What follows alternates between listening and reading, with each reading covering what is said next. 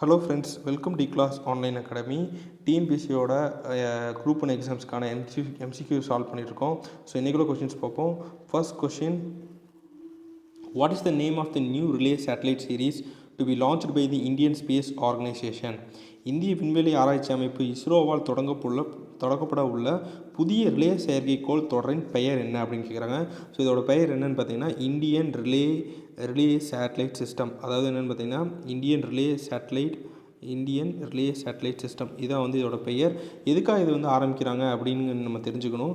Indian relay satellite system மெயினான objective என்னென்னு பார்த்தீங்கன்னா, நம்ம இங்கிருந்து சேட்டலைட் லான்ச் பண்ணும்போது என்னென்னு பார்த்தீங்கன்னா அது வந்து பூமியை சுற்றி வரும்.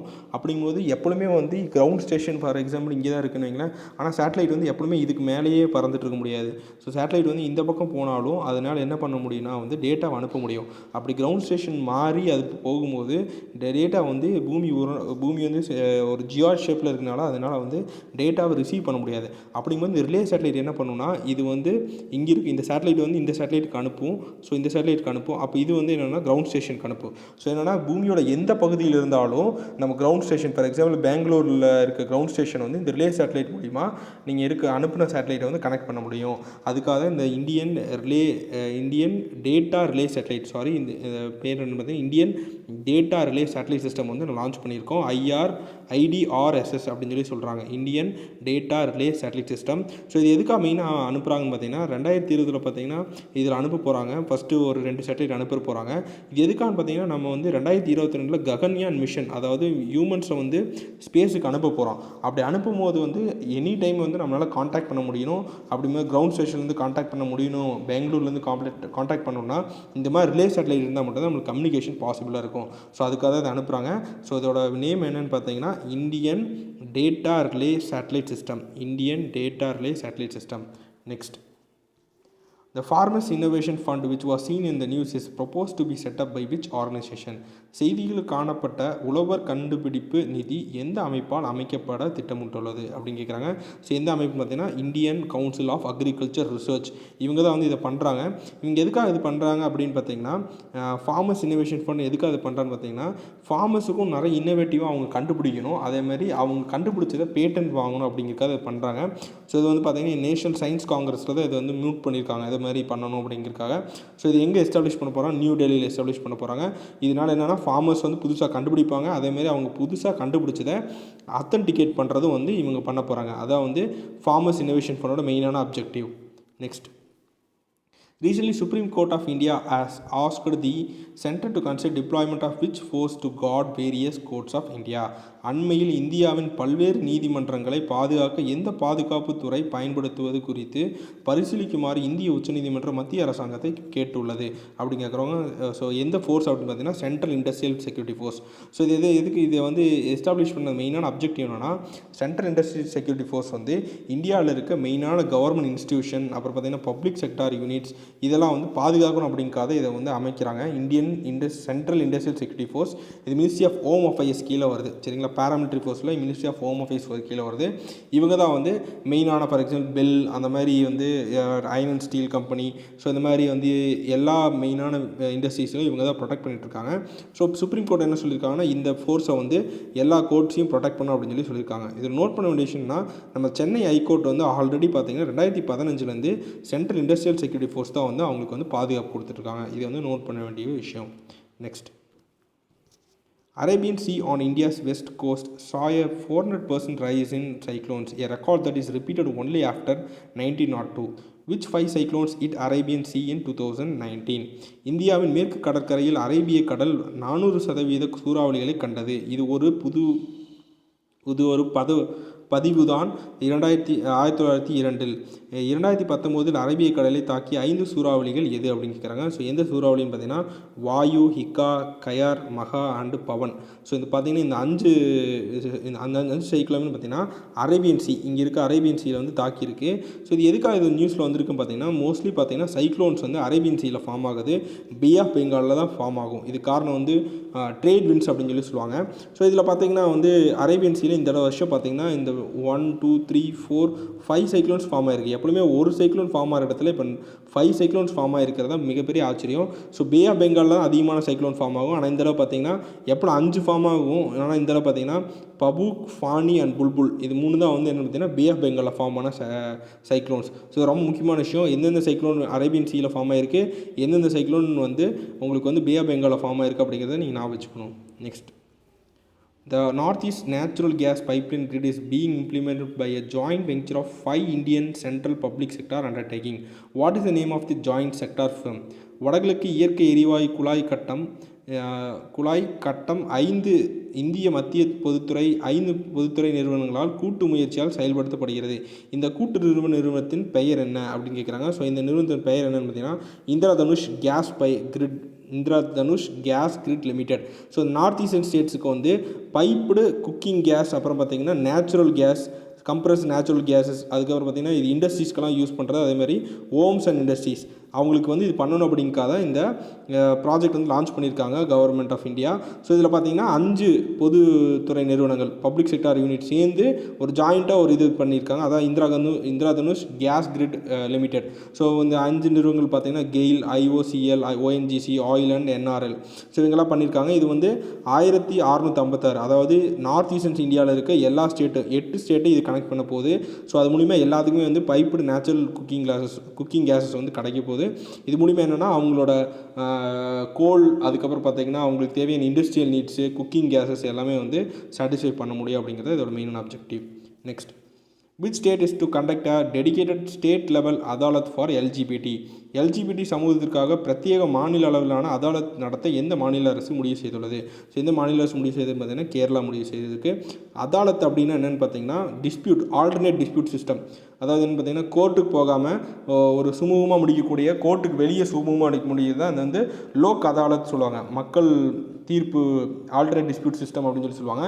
ஸோ இது வந்து கேரளாவோட யூத் கமிஷன் வந்து இதை வந்து பண்ண போகிறாங்க. LGBT கம்யூனிட்டி அவங்களுக்காக பண்ண போகிறாங்க. எங்கன்னா திருவனந்தபுரத்தில். மெயினான ஆப்ஜெக்ட் என்ன பார்த்தீங்கன்னா இவங்களுக்குள்ள ப்ராப்ளம்ஸை சால்வ் பண்ணணும்.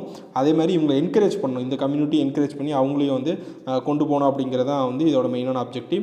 இன்னொன்று முக்கியமான நோட் பண்ண விஷயம் பார்த்தீங்கன்னா கேரளா வந்து 2015 பார்த்தீங்கன்னா டிரான்ஸ்ஜெண்டர் செல்னு ஒன்று வந்து எக்ஸ்க்ளூசிவாக வந்து ministry of social justice department கீழே வந்து கொண்டு வந்திருக்காங்க. இது எதுக்குன்னு பார்த்தீங்கன்னா டிரான்ஸ்ஜெண்டருக்கு நடக்கக்கூடிய ப்ராப்ளத்தையும் வந்து இது பண்ணணும் அப்படிங்கிறக்காக. Next, which city is to host the international naval event Milan in March 2020? March 2020 சர்வதேச கடற்படை நிகழ்வுகளான மிலான் வழங்கும் நகரம் எது அப்படின்னு கேட்குறாங்க. ஸோ எந்த நகரம் பார்த்தீங்கன்னா விசாகப்பட்டினம். இந்த மிலான் அப்படின்னா என்னென்னு பார்த்தீங்கன்னா வந்து இன்டர்நேஷ்னல் லெவலில் இந்தியா நடத்தக்கூடிய நேவல் எக்ஸசைஸ், கடற்படை சார்ந்த எக்ஸசைஸ். இதில் வந்து பார்த்திங்கன்னா 30 நாடுகள் வந்து கலந்துக்கும். ஸோ 30 நாடுகள் எல்லா இன்டர்நேஷ்னல் நேவிஸும் இங்கே கலந்துக்குப்பாங்க. அவங்களோட டாக்டிக்ஸ்லாம் வந்து எக்ஸ்சேஞ்ச் பண்ணிக்கிருக்காங்க. ஸோ இது எங்கே வந்து ஆர்கனைஸ் பண்ணியிருக்காங்க பார்த்தீங்கன்னா விசாகப்பட்டினம். ஸோ இதோட தீம் என்னென்னு பார்த்தீங்கன்னா synergy across the seas. Next question, Manmad and Bhusawal railway stations where artificial intelligence based facial recognition technology was recently installed belong to which state? அண்மையில் ஆர்டிஃபிஷியல் இன்டெலிஜென்ஸ் அடிப்படையிலான முக அங்கீகார தொழில்நுட்ப மன்மத் மற்றும் பூசாவில் ரயில் நிலையங்களில் நிறுவப்பட்டது. இது எந்த மாநிலத்தில் சேர்ந்தது? ஸோ எந்த மாநிலத்தில் இது அப்படி இருக்குது அப்படின்னு பார்த்தீங்கன்னா மகாராஷ்டிராவில் தான் இருக்குது இந்த பூசாத் அண்டு மான்மத் ரயில்வே ஸ்டேஷன். ஸோ இது எதுக்காக மெயினாக கொண்டு வந்திருக்கான்னு பார்த்தீங்கன்னா ரயில்வே ஸ்டேஷன் நடக்கிற க்ரைம்ஸை வந்து கண்ட்ரோல் பண்ணணும் அப்படிங்கிறக்காக தான். இது மூலிமா என்னென்னா ஃபேஷியல் ரெகனேஷன், அது ஃபேஸை பார்த்தே அது வந்து ஆட்டோமேட்டிக்காக சொல்லிடும் இவங்க தான் குற்றவாளி அப்படின்னு சொல்லிடும். ஸோ ஏதாவது ஒரு க்ரைம் நடந்ததுன்னா அந்த க்ரைம் சீனில் CCTV கேமரா ஃபுட்டேஜ் வந்துருந்துன்னா அந்த கேமரா ஃபுட்டேஜை பார்த்து அந்த ஃபேஸ் அதுவே ரெகக்னைஸ் பண்ணி யார் குற்றவாளி அப்படிங்கிறத கண்டுபிடிக்கிறதுக்காக யூஸ் பண்ணக்கூடியது இது. ஆல்ரெடி பார்த்தீங்கன்னா மன்மாத் அண்ட் பன்சல் வந்து எங்கே இருக்குன்னு பார்த்தீங்கன்னா மகாராஷ்டிராவில் இருக்காது. அதேமாதிரி பெங்களூர் ரயில்வே ஸ்டேஷனில் இதை வந்து இது பண்ணியிருக்காங்க. இது யாருக்கு ரொம்ப யூஸ்ஃபுல்லாக இருக்கும் பார்த்தீங்கன்னா இந்தியன் ரயில்வே ப்ரொடக்ஷன் ஃபோர்ஸ், இவங்களுக்கு தான் வந்து யூஸ்ஃபுல்லாக இருக்கும். Next, The highest railway bridge in the world is to be constructed in which state or union territory? உலகின் மிக உயர்ந்த ரயில் பாலம் எந்த மாநிலத்தில் UTயில் கட்டப்பட உள்ளது? ஸோ இது எங்கே கட்டிகிட்டு இருக்காங்க அப்படின்னு பார்த்தீங்கன்னா Jammu and Kashmir. So Jammu and Kashmir தான் உலகத்திலேயே ரொம்ப ஹையஸ்ட் ரயில் பிரிட்ஜ், அதாவது ரயில்வே போகக்கூடிய பிரிட்ஜ் தான் கன்ஸ்ட்ரக்ட் பண்ணிட்டு இருக்காங்க. இது ஒரு ஆர்க் பிரிட்ஜாக கன்ஸ்ட்ரக்ட் பண்ணுறாங்க. ஆர்க் பிரிட்ஜ்னா இப்படி இருக்கும், இதான் வந்து ஆர்க் பிரிட்ஜ். ஸோ இது ஆர்க் பிரிட்ஜாக தான் வந்து கன்ஸ்ட்ரக்ட் பண்ணிட்டு இருக்காங்க. ஸோ இது எங்கே கன்ஸ்ட்ரக்ட் பண்ணுறான்னு பார்த்தீங்கன்னா புதுசாக அமைச்ச ஜம்மு அண்ட் காஷ்மீர் அப்படிங்கிற யூனியன் டெரிட்டரியில். இதோட டோட்டல் ஹைட் எவ்வளோ பார்த்தீங்கன்னா 359 மீட்டர்ஸ். அதாவது வந்து இந்த ரிவர் பெட்லேருந்து பார்த்தீங்கன்னா 359 மீட்டர்ஸ் இருக்கும். ஸோ இது எந்த ரிவரில் கட்ட போகிறான்னு பார்த்தீங்கன்னா சீனாப் ரிவர். சீனாப் ரிவர் அது கட்ட போகிறாங்க. ஸோ இதில் என்ன பார்த்தீங்கன்னா பக்கால் அண்டு கௌரி அப்படிங்கிற இந்த 2 நகரங்களையும் தான் வந்து 2 வில்லேஜையும் தான் கனெக்ட் பண்ண போகிறாங்க, 2 ஏரியாவை கனெக்ட் பண்ண போகிறாங்க.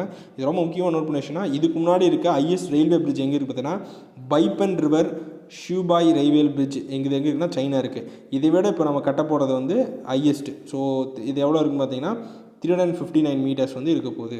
ஸோ இது பார்த்தீங்கன்னா ஈஃபில் டவரை விட இது வந்து ஹைட்டாக இருக்கும். Next, The Union Home Minister Amit Shah recently released a book titled Karmayodaya Grahanth on the life of which Indian political leader. மத்திய உள்துறை அமைச்சர் அமித்ஷா சமீபத்தில் கர்மயோகியா கிரகந்த் என்ற புத்தகத்தை வெளியிட்டார். இது எந்த இந்திய அரசியல் தலைவரின் வாழ்க்கை வரலாறு பற்றிய நூல் அப்படின்னு கேட்குறாங்க. ஸோ இது இந்திய அரசியலமைப்பு பார்த்தீங்கன்னா நரேந்திர மோடி. ஸோ நரேந்திர மோடியோட வாழ்க்கை வரலாறு பற்றி தான் இதில் சொல்ல போகிறாங்க. ஸோ இதில் என்ன பார்த்தீங்கன்னா அவர் எப்படி பிரைம் மினிஸ்டர் ஆனார், 14th பிரைம் மினிஸ்டர் எப்படி மாறினார், அதேமாதிரி பார்த்தீங்கன்னா குஜராத்தில் வந்து அவர் எப்படி சீஃப் மினிஸ்டராக வந்து ஒர்க் பண்ணார், இதை பற்றிலாம் சொல்லுவாங்க. Next, which union ministry is set to launch a program for the development of eastern states called Purvodaya? பூர்வோதயா எனப்படும் கிழக்கு மாநிலங்களின் வளர்ச்சிக்கான திட்டத்தை தொடங்க எந்த மத்திய அமைச்சகம் அமைக்கப்பட்டுள்ளது? ஸோ எந்த மத்திய அமைச்சகம்? Ministry of steel. இவங்க தான் வந்து இந்த ஈஸ்டர்ன் ஸ்டேட்ஸ் என்ன பார்த்தீங்கன்னா ஒடிசா, சத்தீஸ்கர், ஜார்க்கண்ட், இது தான் வந்து ஈஸ்டர்ன் ஸ்டேட்ஸ்னு சொல்லுவாங்க. வெஸ்ட் பெங்கால், இதெல்லாம் ஈஸ்டர்ன் ஸ்டேட்ஸ் சொல்லுவாங்க. இந்த ஸ்டேட்டில் என்ன இதுன்னு பார்த்தீங்கன்னா அதிகமான பார்த்தீங்கன்னா அயனுக்கு தேவையான அந்த ஓர்ஸ் வந்து அதிகமாக இருக்கும். ஜார்க்கண்ட், சத்தீஸ்கர், ஒடிசா, வெஸ்ட் பெங்காலில். ஆனால் என்னென்னு பார்த்தீங்கன்னா இவங்களுக்கு ஓர்ஸ் அதிகமாக இருக்கும். ஆனால் இவங்களுக்கு பார்த்தீங்கன்னா டெவலப்மெண்ட்டில் பார்த்தீங்கன்னா இந்த ஸ்டேட்டில் ரொம்ப கீழே இருக்கும். ஸோ இவங்களெல்லாம் மேலே கொண்டு வரணும் அப்படிங்கிறது தான் இந்த பூர்வோதயா அப்படிங்கிற இந்த இது கொண்டு வந்திருக்காங்க. இது மூலிமா என்னென்னா அங்குள்ள மக்களோட சோஷியல் அண்ட் எக்கனாமிக் டெவலப்மெண்ட்டை வந்து அந்த ரீஜனில் கொண்டு வரணும் அப்படிங்கிறத இது பண்ணுறாங்க. இதை யார் பண்ணுறாங்க பார்த்தீங்கன்னா ministry of steel. Next question, Ministry of Youth Affairs and Sports is to organize the 23rd National Youth Festival in Lucknow. It is celebrated to commemorate the birth of which famous personality? 23வது தேசிய இளைஞர் விழாவை லக்னோவில் ஏற்பாடு செய்ய இளைஞர்கள் விவகாரங்கள் மற்றும் விளையாட்டு அமைச்சகம் முடிவு செய்துள்ளது. இது எந்த பிரபலமான ஆளுமையின் பிறந்த நாள் நினைவு கூறும் வகையில் கொண்டாடப்படுகிறது அப்படின்னு கேட்குறாங்க. ஸோ எந்த இதுன்னு பார்த்தீங்கன்னா சுவாமி விவேகானந்தாவோட பர்த்டே தான் வந்து நம்ம நேஷ்னல் யூத் ஃபெஸ்டிவல் அப்படிங்கிறத வந்து கொண்டாடுறோம். யூத் டே அண்ட் யூத் ஃபெஸ்டிவல்னு கொண்டாடுறாங்க. ஸோ இது எங்கே எப்போ கொண்டாடுறாங்கன்னு பார்த்தீங்கன்னா ஜனவரி 12. ஸோ ஜனவரி 12 தான் வந்து சுவாமி விவேகானந்தோட பிறந்தநாள். ஸோ அதில் வந்து நேஷ்னல் யூத் ஃபெஸ்டிவல் அப்படின்னு கொண்டாடுறாங்க. ஸோ அதேமாதிரி பார்த்தீங்கன்னா இது எங்கே வந்து கொண்டாடுறாங்க பார்த்தீங்கன்னா லக்னோவில். இந்த வருஷம் வந்து லக்னோவில் கொண்டாடுறாங்க. நெக்ஸ்ட் பார்த்தீங்கன்னா இதை வந்து தொடர்ந்து பார்த்தீங்கன்னா நேஷனல் யூத் வீக், அதாவது ஜனவரி 12க்கு அப்புறம் ஒரு வீக்கை வந்து யூத் வீக்குன்னு செலிப்ரேட் பண்ணி அதுக்கும் வந்து இதை வந்து கவர்மெண்ட் வந்து ப்ரொமோட் பண்ணுறாங்க. Next, The first in-depth review of India's energy policies was recently released by which international organization? இந்தியாவின் எரிசக்தி கொள்கையின் முதல் ஆழமான ஆய்வு சமீபத்தில் எந்த சர்வதேச அமைப்பால் வெளியிடப்பட்டது? ஸோ எந்த சர்வதேச அமைப்பு பார்த்தீங்கன்னா இன்டர்நேஷ்னல் எனர்ஜி ஏஜென்சி. இது எங்கே இருக்குது பார்த்தீங்கன்னா பாரிஸில் இருக்குது. இவங்க தான் இதை வந்து கொடுத்துருக்காங்க. அதாவது இந்தியாவோட எனர்ஜி, அதாவது நம்ம வந்து எரிபொருள் வந்து எப்படியெல்லாம் யூஸ் பண்ணுறோம், அது எப்படி என்ன வெரைட்டிஸ், இந்த மாதிரி ரொம்ப டீப்பான ஒரு ரிப்போர்ட் வந்து கொடுத்துருக்காங்க. இது யாரோட அவங்க கோஆர்டினேட் பண்ணியிருக்காங்கன்னா நித்தி ஆயோகோட, இந்தியாவோட திங்க் டேங்க் சொல்லுவாங்க, நித்தி ஆயோகும் இன்டர்நேஷ்னல் எனர்ஜி ஏஜென்சி சேர்ந்து பண்ணதான் இந்த ரிப்போர்ட். இந்த ரிப்போர்ட்டில் அவங்க முக்கியமான ஒரு விஷயம் என்ன சொல்லியிருக்காங்க பார்த்தீங்கன்னா நியர்லி 23% ஆஃப் தி கண்ட்ரியோட மொத்த இதில் வந்து பார்த்தீங்கன்னா எரிசக்தியில் பார்த்தீங்கன்னா 23% வந்து ரெனியூபிள் எனர்ஜிலேருந்து வருது. அதாவது இயற்கையாக நம்ம கிடைக்கூட இந்த ரெனியூபிள் எனர்ஜிலேருந்து வருது அப்படின்னு சொல்லியிருக்காங்க. Next, The report titled Nation Strategy for Financial Inclusion was recently released by which organization? எந்த அமைப்பால் நிதி சேர்க்கைக்கான தேசிய வியூகம் என்ற தலைப்பில் அறிக்கை சமீபத்தில் வெளியிடப்பட்டது? ஸோ இது என்னென்னு பார்த்தீங்கன்னா யார் வந்து வெளியிட்டிருக்காங்க? Reserve bank. ஃபினான்ஷியல் இன்க்ளூஷன் என்னென்னு பார்த்தீங்கன்னா எல்லா மக்களுக்கும் பொருளாதாரத்தை வந்து எல்லா மக்களுக்கும் கொடுக்கணும், அதை பொருளாதாரம் சம்மந்தப்பட்ட விஷயங்களில் அவங்க வந்து ஈடுபடணும், அது அப்படிங்கிறத இந்த ஃபினான்ஷியல் இன்க்ளூஷனோட மெயினான objective.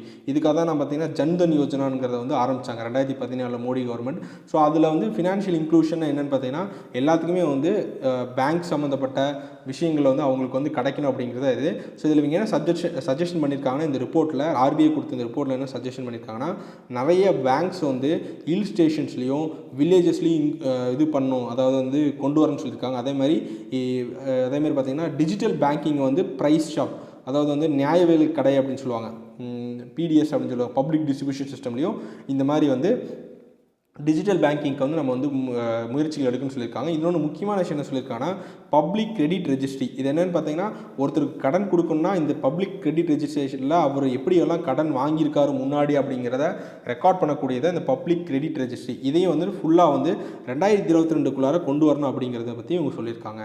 Next, which state is the worst place for women's security according to the recent National Crime Records Bureau report? சமீபத்திய தேசிய குற்றப்பதிவுகளின்படி எந்த மாநிலமானது பெண்களின் பாதுகாப்பிற்கு மிக மோசமான இடம் என அறிக்கையில் குறிப்பிடப்பட்டது? ஸோ எந்த ஸ்டேட் அப்படின்னு பார்த்தீங்கன்னா உத்தரப்பிரதேசத்தில் விமென்ஸ் அதாவது பெண்கள் வாழவே தகுதியில்லாத ஒரு மாநிலம் சொல்லி நேஷனல் கிரைம் ரெக்கார்ட்ஸ் பியூரோவே அவங்களோட ரிப்போர்ட்டில் சொல்லியிருக்காங்க. இவங்க சமீபத்தில் பார்த்தீங்கன்னா 2018 கிரைம் இன் இந்தியா அப்படிங்கிற ஒரு ரிப்போர்ட்டை வந்து வெளியிட்டிருந்தாங்க நேஷனல் கிரைம் ரெக்கார்ட்ஸ் பியூரோ. இது வந்து ஒரு அத்தன்டிக்கான கவர்மெண்ட் ஆஃப் இந்தியா ரிலீஸ் பண்ணக்கூடிய ஒரு ரிப்போர்ட். இதில் பார்த்தீங்கன்னா உத்தரப்பிரதேசம் தான் வந்து பெண்கள் வாழவே தகுதி இல்லாத, ரொம்ப அவங்களுக்கு வந்து செக்யூரிட்டியே இல்லாத, அவங்களுக்கு எதிராக நடக்கக்கூடிய நிறைய கிரைம்ஸ் எங்கே பார்த்தீங்கன்னா உத்தரப்பிரதேசம் நடக்குது. அடுத்து பார்த்தீங்கன்னா மத்திய பிரதேஷ் பார்த்தீங்கன்னா இங்கே தான் வந்து ஹையஸ்ட் நம்பர் ஆஃப் ரேப்ஸ், விமன்ஸ்க்கு எதிரான ரேப் வந்து அதிகமாக எங்கே நடக்குது பார்த்தீங்கன்னா மத்திய பிரதேஷ். வெஸ்ட் பெங்காலில் பார்த்தீங்கன்னா விமன்ஸ்க்கு எதிரான அதிகமான ஆசிட் அட்டாக் வந்து அங்கே தான் நடக்குது அப்படின்னு சொல்லியிருக்காங்க. இந்த ரிப்போர்ட்டில் அவங்க என்ன சொல்லியிருக்காங்க, 2017 கம்பேர் பண்ணும்போது 2018 1.3% பார்த்தீங்கன்னா அதிகமான விமன்ஸ்க்கு மேலே வயலன்ஸ் வந்து அதிகமாக இருக்குது அப்படின்னு சொல்லியிருக்காங்க. அதேமாதிரி லாஸ்ட் 3 வருஷமாக பார்த்தீங்கன்னா உமன்ஸுக்கு மேலே அதிகமான வயலன்ஸ் நடக்குது அப்படிங்கிறதும் இந்த ரிப்போர்ட்டில் வந்து சொல்லியிருக்காங்க. ஸோ நாட்டில் விமன்ஸ் பற்றியான ஃபுல் ரிப்போர்ட்டும் இதில் வந்து சொல்லியிருக்காங்க. ஸோ இதோட இந்த கொஷின் கம்ப்ளீட் பண்ணுறோம். தேங்க்ஸ் ஃபார் வாட்சிங் கிளாஸ் ஆன்லைன் அகாடமி. எங்கள் வீடியோஸ் பிடிச்சிருந்தா லைக் பண்ணுங்கள், ஷேர் பண்ணுங்கள், சப்ஸ்கிரைப் பண்ணுங்கள். தேங்க்யூ.